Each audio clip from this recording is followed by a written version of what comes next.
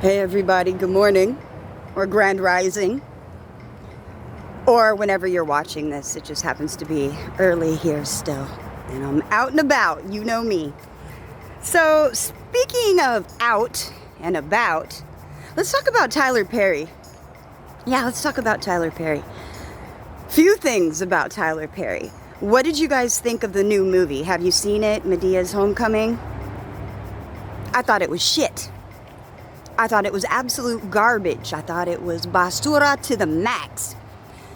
Number one, you mean to tell me this guy comes out gay, brings his boyfriend home, and then the mother turns out to be sleeping with the boyfriend's gay boyfriend, and then at the end of the movie, everyone's supposed to be so happy that the mom and the boyfriend got together and decided to make a life together.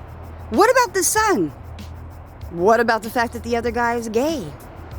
What about, there's just so much fuckery to it all the way around. They tried to make it seem like it was a good thing that the mom's sleeping with the boyfriend's boyfriend, but then she's gonna... Anyway, speaking of gay and speaking of boyfriend, I don't want any legs broken or nothing, because that's what seems to happen when people talk out about Tyler Perry.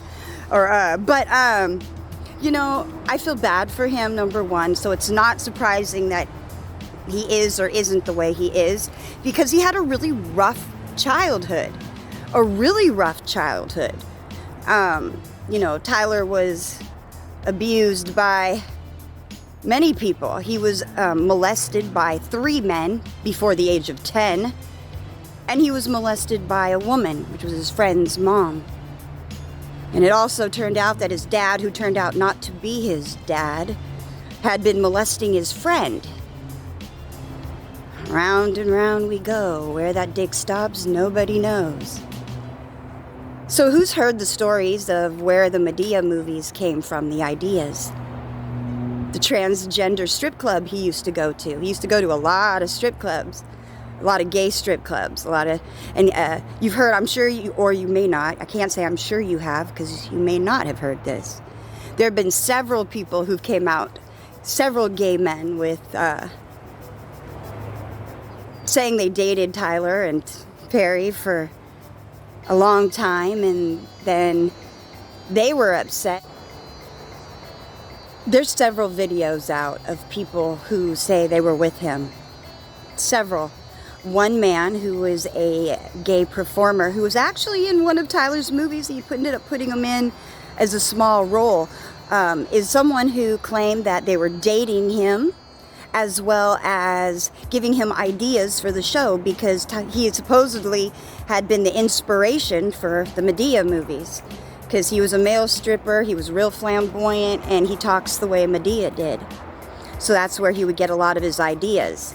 And supposedly Tyler had said he was going to put his boyfriend, who's not his boyfriend or whatever, in a movie.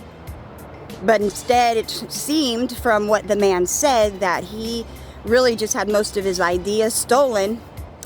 But he did get a tiny role. Tiny role. And then that man, same man who... no, not the same man. Another man came out and said that he was dating Tyler, and came with a lot of receipts. Both of these people came with a lot of receipts. And he ended up getting beat up. Yeah, that's what happened to him. He got beat up. Do I care one way or the other if he's gay or straight? No. His sexual orientation makes no difference to me. But what I like is transparency. Don't be claiming to follow something that you don't, and think that you won't eventually get caught up in that web of lies. You know, a lot of people, especially a lot of my Christian friends are like, think, oh my gosh, he's just this amazing, holy man. And I'm like, you know, those tongues that you guys speak are actually a lot of Mesopotamian, and never mind. I'll do a whole video on that. Woo, that's gonna piss off some people. About tongues. Some people in churches are speaking in tongues, but they're not really speaking in tongues. They're speaking in old language, one some of us understand and overstand. But I'll mind my business.